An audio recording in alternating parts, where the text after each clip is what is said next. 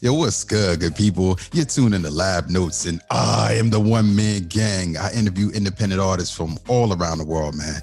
All genres, all independent, all the time. In a sea of dope musicians, there's always that one that stands out, that one that symbolizes brilliance and dominance, that one that makes the road by walking their own way.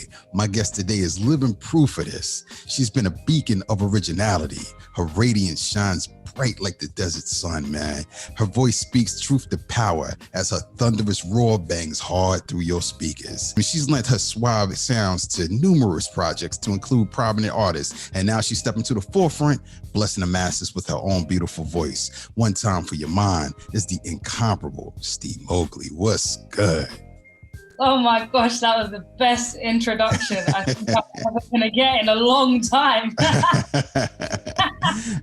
Man, I'm so happy and so happy to have you here with me today, man. I'm happy to be here. What's good? Boy, it's good. Take us back to the beginning. What was life like for you growing up? So growing up, I was an overall creative kid. I wasn't really one with like much friends and stuff like that. So like I kind of stayed to myself kind of thing. I didn't really fit into many, social groups and stuff like that. So when it came to school, I was like the weird girl. No one really chilled with me kind of thing. I was always in my own little world kind of thing. I was like that overall creative person, but I was like the person, like you always have them kids who are like exceptionally good at maths, or right, exceptionally good at science. I was exceptionally good at just anything creative. Like I just soared above everyone else, and I could own that. Musically, I remember from as young as I must have been around about maybe 5, 6. I kept playing The Miseducation of Lauryn Hill on repeat to the point where my parents were so annoyed. Like I would just on repeat. And I was singing along to it so much that at this young age of maybe like 6, 7 years old, I could sing the song. And it was a very hard song, but I could sing the song note for note, just going all the way through it. Wow. And at some point I kind of thought to myself, okay, if I can do that with this song, I could do it with other songs as well. I just had this passion for music, and I loved the way that, because I was a very emotional child as well, still am to be honest, but the emotions and the passion through the way she sang songs, like it really spoke to me and it really connected with me. Like even if I couldn't understand what she was saying, it didn't matter because I was just singing along to it and I was feeling whatever I wanted to feel. So that connection was like with music and expressing myself like through song, like really came from early stages. As I grew up, it seemed to be like music and art were like the two things that no one really had a problem with me doing. Like maths, I wasn't the greatest person at maths. So I was quite an academically like all right person, but yeah, I remember like just not doing so like as well in those kind of things as the creative things. Growing up, I kind of took the art, like more art side of things. That kind of led me down a path of like studying architecture in university. But then whilst I was in university, I had this like kind of feeling like I just wasn't doing 100% what I was meant to be doing in life. I thought about it one day and I thought, you know what if I swapped my passionate hobby for the passionate, career side of things? Like what if I swapped them around? Right. If I dropped out of uni and pursue music, would it be the worst thing in the world? I started releasing things on Instagram, like small clips of me singing and stuff like that, and it got really good feedback, right? Right. So I kind of had to sit down with myself and I said, architecture is something where the older you are, the more respect you have in the architecture kind of world. Like right. It doesn't really make sense being a young person and trying to pursue architecture, that you might as well just wait until you're older kind of thing. But music, you have to kind of do that while you're younger. You'll have a long standing chance to, make an impact and stuff like that. So I said, you know what? Boom, dropped out of uni, quit my job. I'm going to focus everything on music. And I've been doing that ever since. Along the way, along them early stages, I met Funky DL, the amazing, the one and only. He actually reached out to me through Instagram through one of the videos I posted out, and we got to work in. He did Fool's Journey with me. Then obviously I jumped on some of his tracks, and like he really taught me quite a lot. I consider him like the godfather of my music career. Right. Like, and other things as well. The guy's a very wise guy. Like, then through after that, I kind of like went on my own kind of path to explore other people who I could work with and stuff like that. I've come across a group of talented individuals, Russell, Rob, and Louis. And Russell produces everything, and he can just play all the instruments in the world. Right. Like, it's not an instrument he can't pick up and play, right?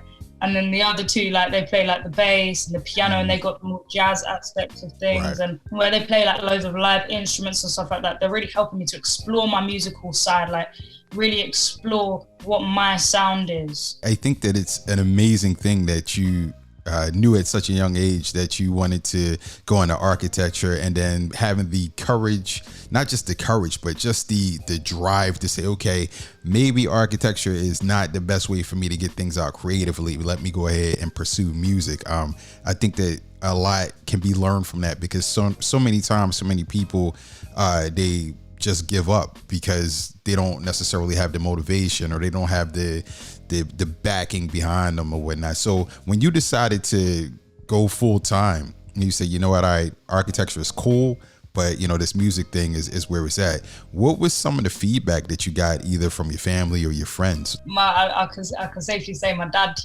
mom and dad weren't too happy about that one. Right. For a very long time though, even before that, I just kind of had to like push myself away from being under their command kind of thing, and my own path from a long time. So I've always been the kid that will kind of do everything that the parents don't want them to do. Guys. As much as they didn't want me to do it, it wasn't exactly a shock. Like, oh no, Stevie's doing something else now. You know, Stevie's made another huge life decision. Like, you know what I mean? So yeah, I can't say they was happy about it, but like, I have faith that over the years they've kind of come to understand my choice and why I did that. Right. And obviously, like, at the end of the day as well, it's not like I've totally given up on architecture or anything like to do with uni and stuff. Like, I can always go back. You know? Right. Exactly. I didn't like leave on bad terms or nothing. I didn't get kicked out. Like, do you know what I mean? I can always just take, like, it's not like I've stopped drawing. Right. You know? I still have all the knowledge there. I've still got all the books. I can pick it up at any time. So, but I've just shifted my plan A to my plan B. I think the excitement of putting something new to be inspiring into the world is what it excites me. How has architecture and your love for art, how has that helped to shape the way that you create music and whenever you're in your creative space for it? I can recognize patterns and kind of just structures of things like really easily, and just like once I like, for example, once I listen to a song, it's like almost one of the first things that I kind of notice once I get to the end of the song is like the actual song structure. Like, was there a verse, like an intro, then a verse, and then a chorus, or was it, you know, straight into the verse, or was it chorus first, or how many bridges are there and stuff like that. Like, all the individual instruments, I can see the structure of what their line is and stuff like that. Like, I can hear it all. Now, one thing I noticed about you specifically, from following you and listening to your music, is that unlike a lot of other singers or vocalists from the UK, you actually sing in your native accent. A lot, like if you listen to Adele, you listen to so many other UK singers, the Beatles, they sound kind of like their accent is like neutral or almost like American and whatnot to that degree. So what made you decide to go that specific route to say, you know what, man, let me stay true to this and let me get a master's me in my purest form? I thought to myself one day, because I used to sing other people's songs, right? And like all the songs I sung were just Americans, right? Mm-hmm. But then I deeped it, like, well, that's what I thought. And then I deeped it, like, Adele.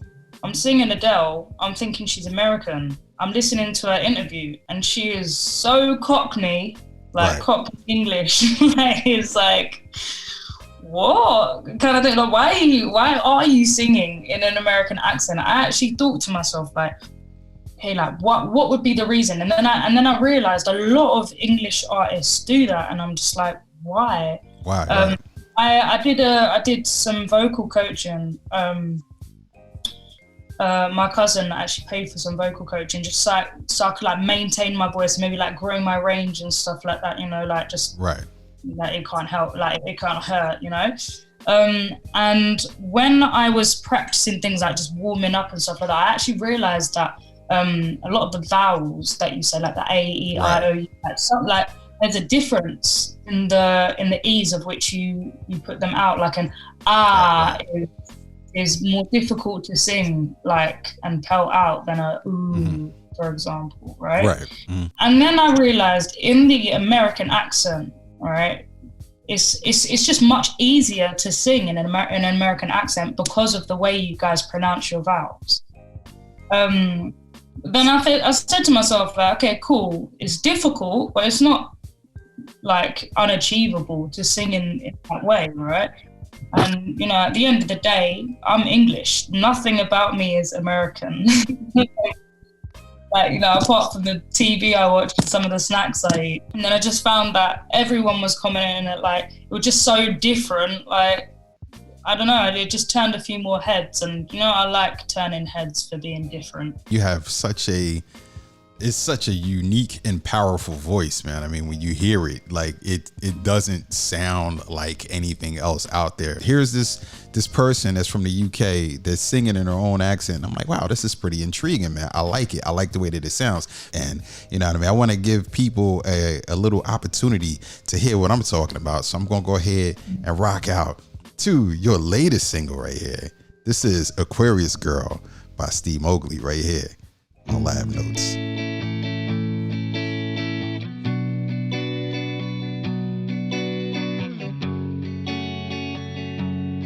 Whoa, tripping over nothing, always sipping something, girl, you don't know when to stop.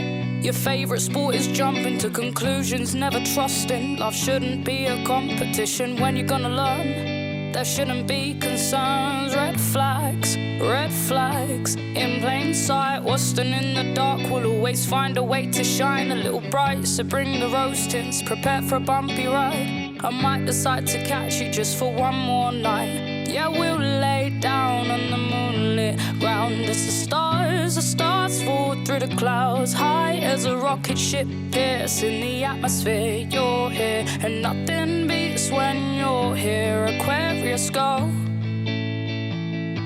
Aquarius go, Aquarius go. You're here, and nothing beats when you're here. You got what's left of my heart in the palm of your hands. Girl, let's take a trip through the purple sand. And you're the only one that knows just what I'm talking about. Got me missing the way that you use your mouth. They put me down, I'll pick you up. You make the time, I'll make excuses out of fear. With all the luck you've had, you never want to love again. But near enough with me, that's why I had to quit the fight. So we could live the fairy tale just one more night. Yeah, we'll lay down on the moonlit ground as the stars fall through the clouds. High as a rocket ship, piercing the atmosphere. You're here, and nothing beats when you're here. Aquarius go, Aquarius go.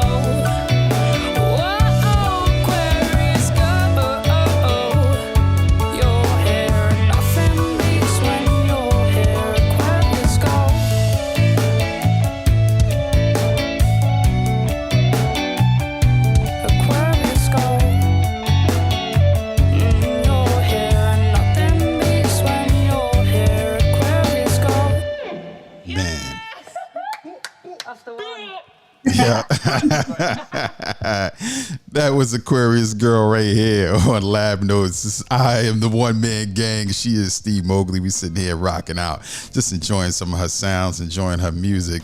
Dude, Aquarius Girl, such an amazing record. I like the fact that it comes in kind of on an acoustic type of tip, and then the drums start to come in after it, man, and you got all of the other lush instruments that come ushering in right along with it. So it's definitely alchemy at its finest right there as far as music is concerned. What was it like recording it, writing it? Talk us through that whole process. Well, obviously the first thing to point out right at the end is us cheering. We was cheering because I did the whole thing in one take. Oh, nice. Yeah, we really got that in one take. It was like, yeah, we did it. This song is about, like, you know, that feeling of being in a bit of like a toxic situation with your partner. Right. That feeling of you're just about to break up with them, or you know it's coming to an end, right, so soon that you literally just want like one more night of like enjoying that person, just enjoying being around that person and going on them crazy adventures, just one more night of it, and then it's done, you know? Right. That feeling of like, I'm sad that it's over, but it has to be done kind of thing. Like, that is literally what it's about. It's that feeling that like not a lot of people talk about, and I feel like a lot of people go through it, like way right, more than you think. Because everyone's been like, more or less everyone's been in a toxic relationship. Right. And like, you know, the reason why people stay in these toxic relationships or toxic situations even is because that there's things to enjoy out of them. Like, it can't right, just be a completely nasty person. Like, you just wouldn't be with them if they were completely nasty. There's parts of the relationships that you enjoy and you don't actually want to part with. And that's what causes the attachment in the first place. But yeah, that sad, almost empty feeling of needing to let go of that person, but just wanting to enjoy that one last little burst of excitement with them. That's really what it was. You talked earlier and you said that you linked up with Funky DL, and you guys have collabed on God knows how many songs together, just able to connect. What was it like working with him? Funky DL is just so great. Like, where do I begin? Like, the talent is just so crazy. Like, it's just such a wonder how he just isn't taking over the world. Like, yeah. Honestly. But yeah, he's very inspiring. He's even inspired me to like look up different artists that I'd never even heard of. Like, words can't explain or describe like how precious to me that encounter has been. He's even inspired me to like explore more of my jazz side, right, like the side of me that loves all that offbeatness and the Anderson .Paak and the right, Eric Badu, and you know what I'm saying? Like, he's a very thorough person as well to work with. Even if you've got the take, he will say, all right, cool, we're going to do that 10 more times. Yeah, he is great. But all of that is worth it because look at the quality of work he produces, you know? Right, that's dope, man. And you know what? I think that we should play a little bit of the collaborative effort between you and Funky DL. This song right here, man, the song is so great. I'm just gonna play it. Whoa, one of my favorites.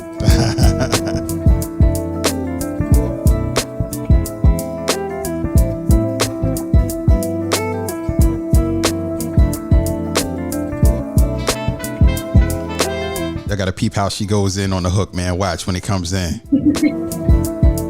Yo, there she goes again, making my head spin like a disc in a Nickelodeon. Only pole position like she's standing on a podium. Dressed like a bohemian, small frame, one size down from a medium. You know the type of woman the brothers describe as premium. Don't wanna approach in case you think you a comedian. So you tryna chill in the back like a chameleon. It never matters what outfit she wear, I'm always feeling them. Some say she half Filipino and Armenian. I don't really know, it's like I'm guessing her ingredients. All I know is that she take me high like I'm on helium. Kinda girl to make you forget at any woman previous. Smile that is devious, but acting like I never seen her. She a Mercedes, don't you pull up in a Cortina. She Air Jordan, don't you pull up in no torn feelers. And yo, I mean this, she's something out of fairy tale enchanting, just like a spell that mesmerizes very well. They say she's feeling me, but really, I can never tell. Ooh, girl, I wanna know what's in your headspace. You're out of this world, move a little bit closer. Cocoa butter, baby, come and put your cup on my coaster. Girl, your brown lines are pulling me deep. And am I in too deep, or do I float your boat, girl? Do I float your boat, girl? Ooh, girl. Ooh, girl. Yo, like Pete Rock explained, she kinda mind-blowing. Take her to dinner, but don't have to keep the wine flowing. And ain't the type of girl you ever gon' deny, I know it. She got an enigmatic aura and a mystery. She have you looking at your current girl like she is history, and have you thinking that you would do anything for this to be. Is she single? Is she joining holy matrimony? She leaving brothers in a mess like kids with ravioli. And when I see her, I'm like it's macaroni. She the quiet type, she never has to say nothing. I bet she go to the club and never pay nothing. Would've gave her this song, but now she hit the play button. I seen brothers get blown to smithereens with stupid compliments like how you do, Miss Philippines, and never quite recover from the damaged self-esteem. And yo, I mean this, she's something out of fairy tale enchanting, just like a spell that mesmerizes very well. They say she's feeling me, but really, I can never Stee tell. Moglie in the hook. Ooh, girl, I wanna know what's in your headspace. You're out of this world, move a little bit closer. Cocoa butter, baby, come and put your cup on my coaster. Girl, your brown lines are pulling me deep. And am I in too deep, or do I float your boat, girl? Do I float your boat, girl? Ooh, girl. Ooh, girl. Man, dude, that record right there, that was that joint. I could never tell. Stee Moglie, Funky DL, rocking right here on Lab Notes, man. It's something about the energy of that record. Hearing you two together, man, it's perfect, man. It's magical. It is straight up magical. I like the way you sang it. Yeah, I definitely don't have the chops to sing it like you do, but I love like the power behind your voice, because it's so full, but at the same time, it's like real sultry and mellow, you know what I mean? So you got this, I don't know, it's like the way that you turn the switch on and off in between the notes. You can kind of like sit in the pocket and all of a sudden just jump out and then go right back into flowing, man.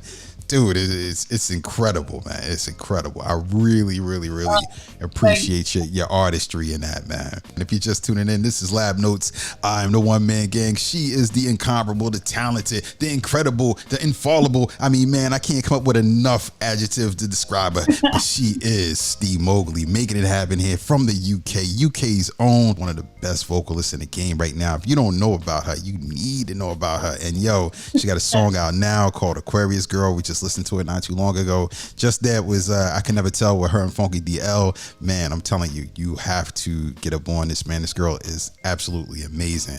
So what was some of the best advice somebody ever gave you about the industry? I can't even say like who said this specifically, because I feel like everyone said this to me, but be careful of basically people in general. Like, don't trust everybody.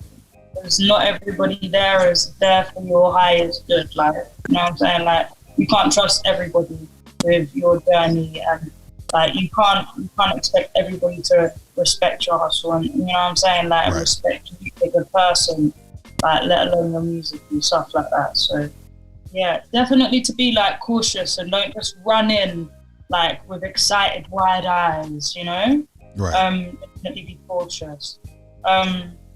Yeah, I feel like there's a lot of people, especially here in the UK, like I feel like it's a little different in the US, but in the UK, there's a lot of, in this industry in particular, there's a lot of people who they'll get to a certain point in their music career where they're just above everybody else who, you know, is still trying to like make it, like break their way into the little limelight, right?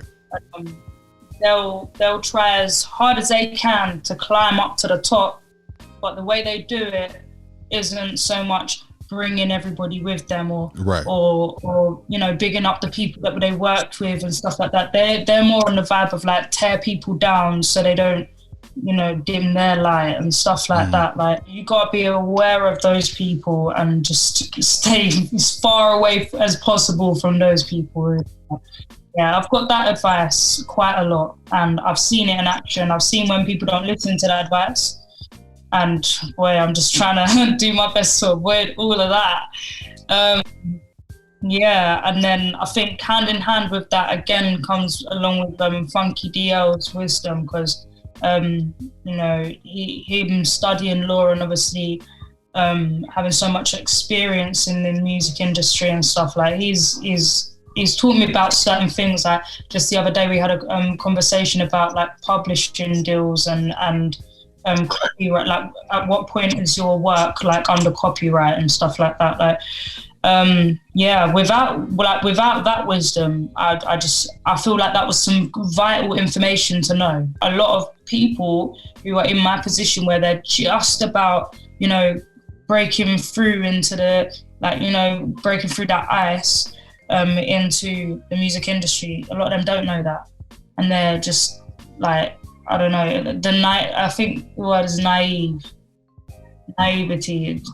Every like, they think everything's a walk in the park, no one's going to do them wrong, everyone's just excited to hear their music, but really it's one big money-making scheme here in the UK still, I'm not going to lie. How have you avoided those pitfalls? Because I mean, there's a lot of ways that people can take advantage of you in the music industry, whether if it's, something that's blatant as stealing your songs, or giving you a deal that's something, completely outrageous where you end up owing, like millions of records, in some, I guess you could say, pseudo slavery type recording contract. So how have you managed to steer clear from all of that? I'm basically like a very cautious person in the first place. I've said to myself that I'm not signing nothing. I am not signing anything unless there is at least like a good few trusted people who know what they're talking about. I'm not signing nothing that Funky DL ain't read through. Like that's number one. Two, my cousin Jamil is also like in music industry. He's a music manager, an artist manager, sorry. And he obviously knows quite a big deal about all of this stuff. So again, giving the contract to him as well. Like, I'm not even considering anything until at least these two people have read through everything and said, no, nothing dodgy going on here. I'm very, very cautious of anything anyone presents to me. Like, a lot of people have asked me, like, if they could be my manager, for example. I'm just like, no, sorry. Like, I can't. Like, the only person I said yes to is my cousin, and he can't do me wrong, because if he does, I'm telling his mum,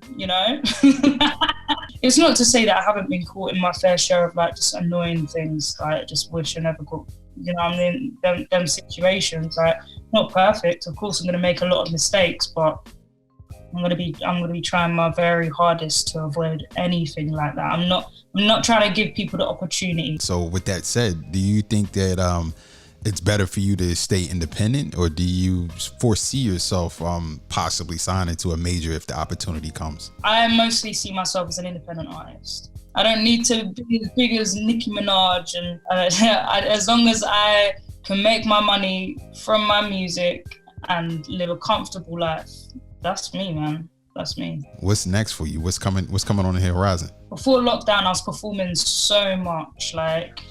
It was almost becoming like a every weekend kind of thing.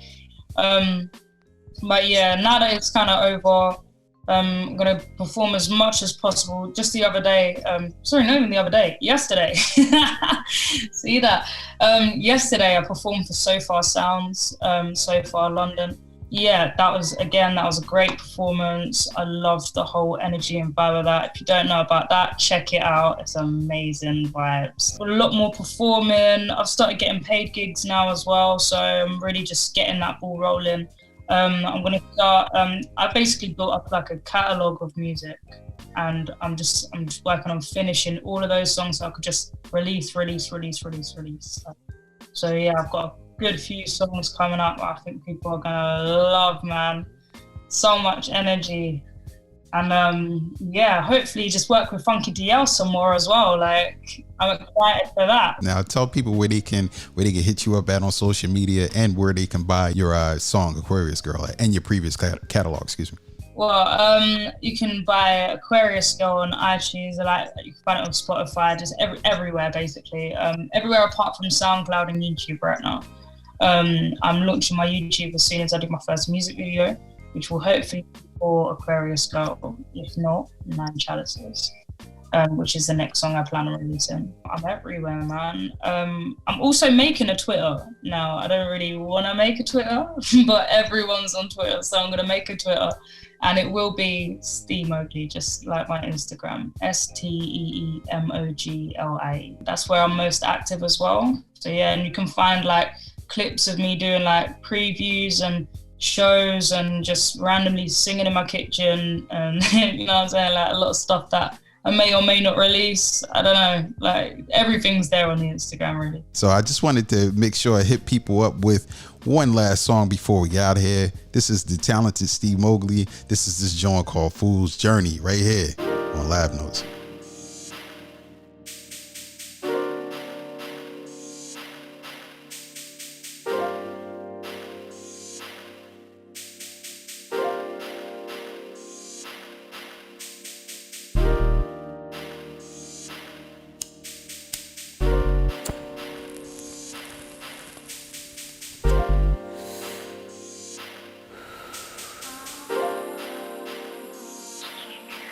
Girl, you pushed me over the edge and I learned to fly. I'm so damn high, high off of vibes, high off energy, high off life.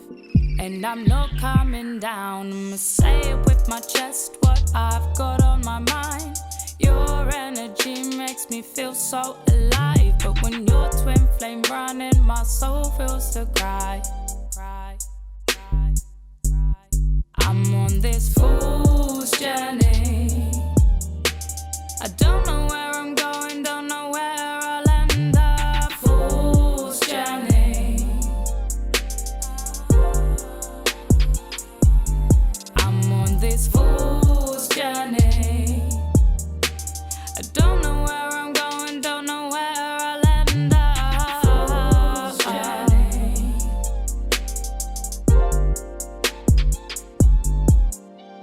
I'll keep you woke when you're feeling tired. This Mary that we're smoking out to keep you inspired.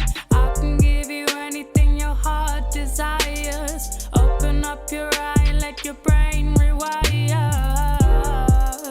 Let's detach from the past and focus on the now so our relationship lasts. Though I don't know the way, take my hand, baby girl, don't be scared. Come with me on this fool's journey. Fool's journey. Come with me on this fool's journey. I don't know where we're going, don't know where we'll end up.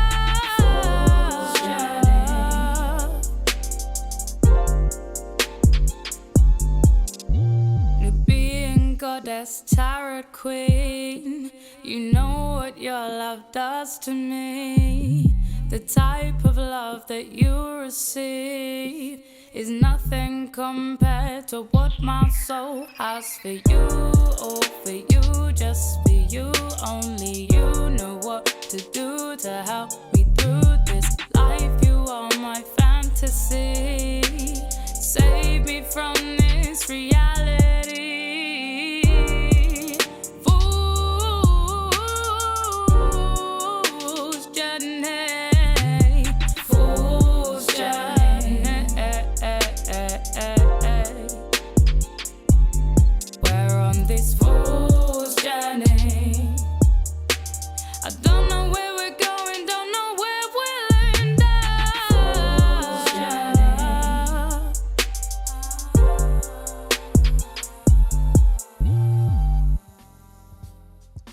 Man, dude, I'm saying that was absolutely amazing. That was Fool's Journey right here on Lab Notes by the incomparable, the incredible, the talented, the vibrant. What's another one? The amazing, the marvelous Stee Moglie. Before we wrap up, why don't you take us out here with a little quick impromptu singing? So yeah, I had to put you on the spot. I had to. It was only right. God, what's coming to my head? I don't even know. Okay. So let me just adjust myself. Okay. There's a high note here and I ain't prepared. No, you got it. You got this. You got this. I don't know why I'm picking the song with the high note. It's a pity I'm feeling optimistic. Oh, I'm so happy. Look at my smile. No more misleading situation. Yeah, even if it is only for a little while. Pretty brown eyes, don't you cry.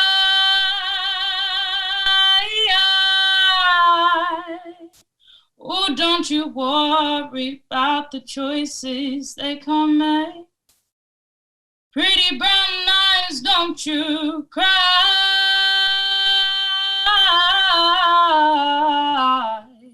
They'll know there's only so much happy they can take. That was beyond marvelous, man. That was great. That was stupendous, man. Like, the beauty of it is that it comes so naturally. There was no warm up involved. There was no, oh, hold up, let me drink a drink of water, nothing.